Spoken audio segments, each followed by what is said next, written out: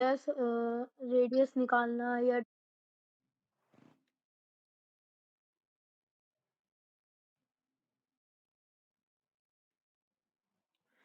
जब हम कोई भी सर्कल को ड्रॉ करते हैं ना, तो एक पॉइंट मतलब ऐसे आपका इस पॉइंट पे रखा होता है कंपास और इधर पेंसिल चलती है, वो पेंसिल पूरा गोल घूमती है, ठीक है, हुँ, ऐसे। क्लियर है? ना तो वो जो पॉइंट होता है, ये मान लीजिए कि ये सेंटर ऑफ सर्कल हो गया। क्यों? क्योंकि यहाँ से आप सरकमफ्रेंस की जो डिस्टेंस मेजर करेंगे ना, तो एवरी पॉइंट की डिस्टेंस क्या आएगी आपकी? इक्वल आएगी, क्योंकि ये हमने हाथ से बनाया है तो इसमें आपको इक्वल नहीं दिख रहा है।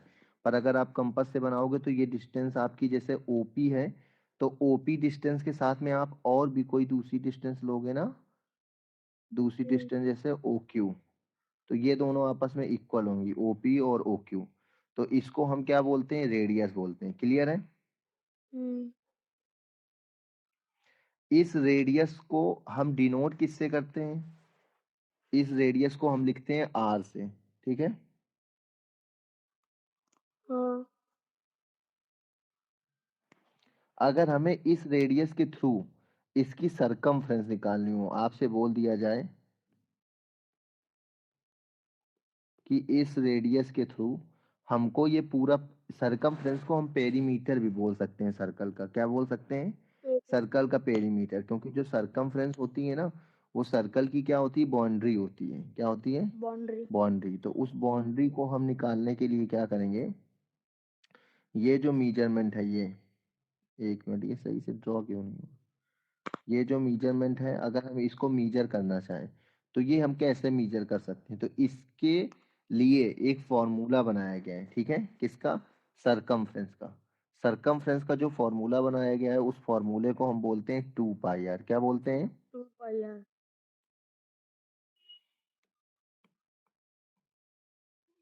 जहाँ पे आर क्या होता है आपका? आर होती है रेडियस, तो इसकी कोई वैल्यू भी दी जाएगी, जैसे ये आर यहाँ पे ओपी है, ठीक है, तो आर इज इक्वल टू मान लीजिए 7 सेंटीमीटर दिया गया। कितना दिया गया? 7 सेंटीमीटर। अब आपसे बोल रहा है वो कि इसकी क्या निकालिए? सरकमफ्रेंस निकालिए, ठीक है। तो सर ये इस टाइप के क्वेश्चन है ना आपकी बुक में, हुँ, ठीक है। तो सरकमफ्रेंस निकालने के लिए हम 2 की जगह 2 रखेंगे। अब पाई की दो वैल्यू होती हैं। एक पाई की वैल्यू होती है 22.22/7, ठीक है। दूसरी पाई की वैल्यू होती है, अगर हम इसी 22 को 7 से डिवाइड करेंगे तो लगभग अप्रॉक्स 3.14 आ जाएगा। तो अगर हमारी रेडियस कट रही होती है 22/7 से, जैसे यहाँ पे रेडियस भी 7 है, तो फिर हम 22/7 रखते हैं। अगर रेडियस नहीं कट रही है तो फिर हम 3.14 रखेंगे। कोई ये जरूरी नहीं है, क्वेश्चन में अगर उसने आपसे बोल दिया है कि आपको 3.14 ही रखना है, तब आप 3.14 ही रखोगे। अगर उसने कुछ नहीं बोला है तो आप कुछ कोई भी वैल्यू रख सकते हो, दोनों में से एक, ठीक है। और म 7 से 7 को डिवाइड कर देंगे तो सरकमफ्रेंस यहाँ पे कितनी आ गई? 44 सेंटीमीटर। क्लियर है? सर पाई का तो हाँ 3.14 भी तो 3.1 ऐसे कर सकते हैं हम लोग। हाँ, 3.14 फिर हमें रखना पड़ेगा, तो देखिए अभी 3.14 रख रहे हैं। सी इज इक्वल टू, हमने फॉर्मूला बताया 2 पाई आर, जहाँ पे पाई की वैल्यू हमने बोली 3.14, ठीक है। हुँ, तो अगर हम 3.14 रखेंगे तो रख देते हैं इंटू 7, मल्टीप्लाई करा देते हैं, तो 7 2 ज़ा 14 हो जाएगा, 14 इंटू 3.14। अब 14 का मल्टीप्लाई करा देते हैं, 14 4 ज़ा 56 होता है, 14 1 ज़ा 14 5 19 होता है, ठीक है। या 14 3 ज़ा 42, 42 और 1 43, तो 43.96, 43.96 सेंटीमीटर अप्रॉक्स। और यहाँ पे कितना आया था हमारा? 44। तो ये जो सेंटीमीटर में हमारा डिफरेंस आया, अब आप सोचिए कि 0.04 सेंटीमीटर कितना कम होता होगा? बहुत कम होता है ना। तो इन दोनों में थोड़ा सा डिफरेंस जरूर आएगा, ठीक है। अच्छा, तभी हमने बोला है कि अगर आर की वैल्यू 22/7 से कट रही है तो हम आर 7 रखेंगे, अगर नहीं कट रही है तो फिर हम नहीं रखेंगे, ठीक है। हुँ, तो सर इतना क्लियर हुआ? अगर इसमें से हाँ हो गया। अगर आप सर कोई ये भी डाउट अगर आपको लग रहा हो, ये बोला था कि आप सर क्वेश्चन पूछिए ना मुझसे, मतलब क्वेश्चंस। अभी एक दो पॉइंट और बचे हैं बताने के लिए, वो बता दें पहले। ओके। आपने पूछा डायमीटर, ठीक है?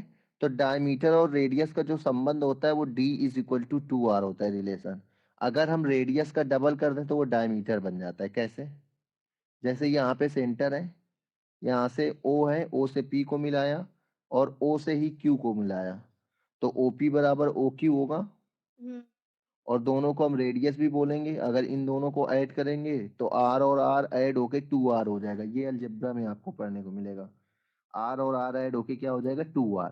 तो D बराबर अगर 2R हुआ है, मतलब डायमीटर की जो दूरी होती है ना, डिस्टेंस होती है, अगर सरकमफ्रेंस के एक पॉइंट से डायमीटर से होते हुए कोई लाइन सरकमफ्रेंस के दूसरे पॉइंट पे टच हो जाती है तो वो डायमीटर बन जाता है। ठीक है? उसकी उसकी जो क्वालिटी है, मान लीजिए क्यू से इसने चलना शुरू किया तो ये सेंटर से होके ही जानी चाहिए। सेंटर से होके दूसरे पॉइंट पे टच हुई तो डायमीटर बन गई। तो डायमीटर बराबर 2R हो गया। अगर सेंटर से होके नहीं जाएगी, नॉर्मल ऐसे जा रही है, तो ये कॉर्ड कहलाएगी। क्या कहलाएगी? कॉर्ड।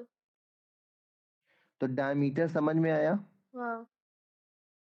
सर्कल के एक पॉइंट से लाइन की स्टार्टिंग हुई है और वो सेंटर से होते हुए सर्कल के दूसरे पॉइंट पे जाके मिली है तो डायमीटर है।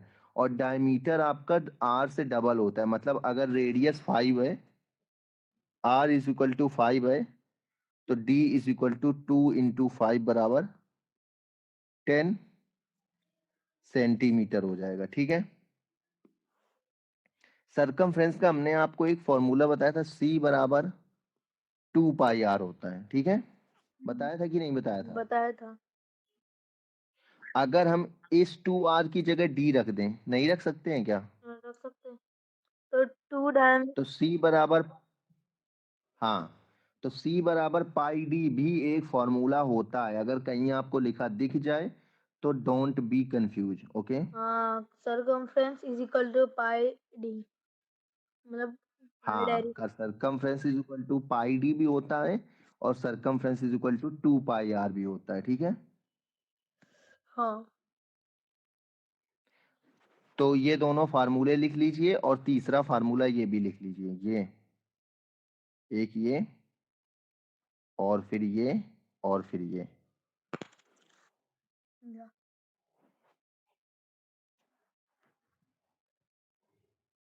लिखा हुआ है ऐसे।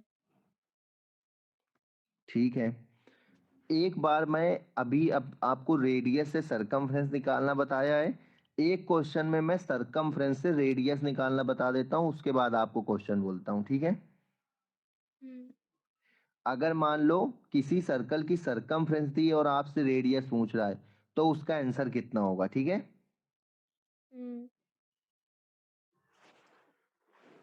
तो क्वेश्चन है कि इफ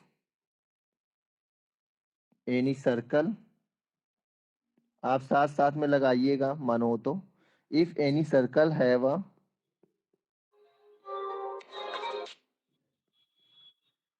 circumference,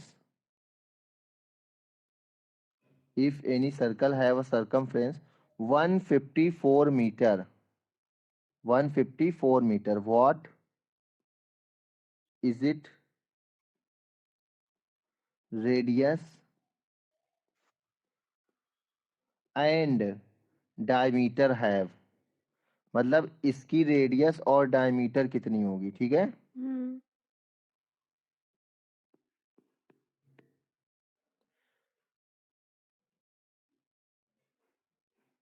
सर्कल ये है आपका, हाँ। इस इसकी सरकमफ्रेंस 154 दे रखी है। कितनी दे रखी है? 154। 154 मीटर। मतलब बाउंड्री, बाउंड्री बराबर 154 है। पूरी बाउंड्री की मेजरमेंट कितनी है? 154। आपसे आर पूछ रहा है। क्या पूछ रहा है? आर। तो फॉर्मूला हम सेम लगाएंगे, सी इज इक्वल टू 2πr। सी की वैल्यू कितनी है? 154। 2 पाई की वैल्यू कितनी होती है? 22/7। और आर हमें निकालना है, तो हम उसको बिल्कुल वैसे ही लिख देंगे, ठीक है। अब हमें आर के साथ में जो भी न्यूमेरिक वैल्यू लिखी हुई है, नंबर्स लिखे हुए हैं, इनको उस तरफ ट्रांसफर करना पड़ेगा। तो ट्रांसफर करने में क्या होता है, जो डिवाइड में है वो मल्टीप्लाई में जाएगा, तो 154 इंटू 7 हो जाएगा, और जो आर के साथ मल्टीप्लाई में है वो डिवाइड में आ जाएगा, और आर यहाँ पे अकेला रहेगा। यहाँ पे कोई कंफ्यूजन तो नहीं है? नहीं सर, समझ नहीं आया। जैसे ऊपर का, अच्छा, मतलब 7 को भी मल्टीप्लाई में डालना रहेगा जब हमको फाइंड आउट करना है कि भाई क्या नाम है, रेडियस क्या है इसके लिए। हाँ, इसमें क्या है कि हमको रेडियस निकालनी है, उसमें सरकमफ्रेंस निकालनी थी, तो सीधा सीधा क्वेश्चन सॉल्व हो गया था। पर इसमें रेडियस निकालनी है, तो सरकमफ्रेंस की तरफ हमको बाकी न्यूमेरिक वैल्यू को ट्रांसफर करना पड़ेगा 154 की तरफ। तो क्योंकि आर के साथ में जो 7 है वो आपका डिवाइड में है, तो 154 के साथ मल्टीप्लाई में जाएगा, और आर के साथ 2 एंड 24 मल्टीप्लाई में है, तो उस तरफ डिवाइड में जाएंगे। क्योंकि हमें आर की वैल्यू निकालनी है ना, देखिए इस तरीके से, जैसे मान लीजिए कि 3x इज इक्वल टू 6 दिया है, अलजेब्रा पढ़ ली है आपने, तो 3x इज इक्वल टू 6 दिया है। अब हमें यहाँ से x की वैल्यू निकालनी है, तो x की वैल्यू निकालने के लिए हम क्या करेंगे, 3 को इस तरफ लाएंगे, तो 3 यहाँ पे डिवाइड में हो जाएगा, क्योंकि x के साथ मल्टीप्लाई में। जब हम उस तरफ ट्रांसफर करते हैं, तो ट्रांसफर करने में हमेशा क्या होता है कि जो इस तरफ होता है उसका अपोजिट करना होता है हमें उस तरफ। अच्छा,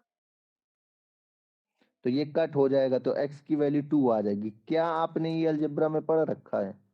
मतलब ये ऐसे में जैसा आपने करवाया ना, ये तो मेरे को लगा कि ये नहीं पढ़ा, बाकी जो भी अलजेब्रा में यानी कि नॉर्मल बेसिक्स होते हैं ना, वो पढ़ा मैंने, बेसिक्स, वेरी बेसिक्स।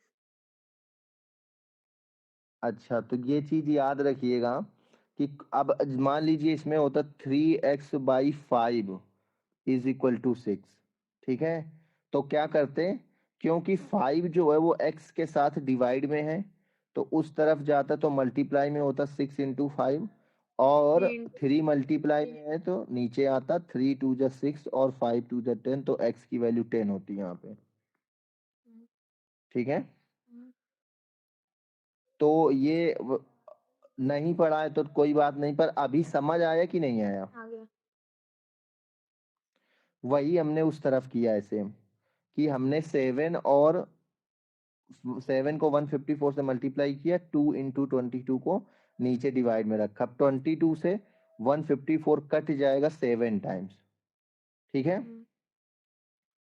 तो r इज इक्वल टू हमारा हो जाएगा 7 7 जा 49 होता है, तो 49/2, और यही आंसर आ जाएगा। या फिर हम इसको लिख सकते हैं 24.5, ठीक है। हाँ, तब जाके 49 आता है। तो इन दोनों का हाँ, रखने के बजाय। और हमें जब d निकालना है, तो d बराबर 2r करेंगे, 2 इंटू 49/2 हो जाएगा, 2 से 2 कट जाएगा, तो d हमारा 49 ही आ जाएगा। दोनों कॉन्सेप्ट बिल्कुल अच्छे से क्लियर क्लियर है, सरकमफ्रेंस और रेडियस और डायमीटर। हाँ। क्वेश्चन बोला जाए अब। यस।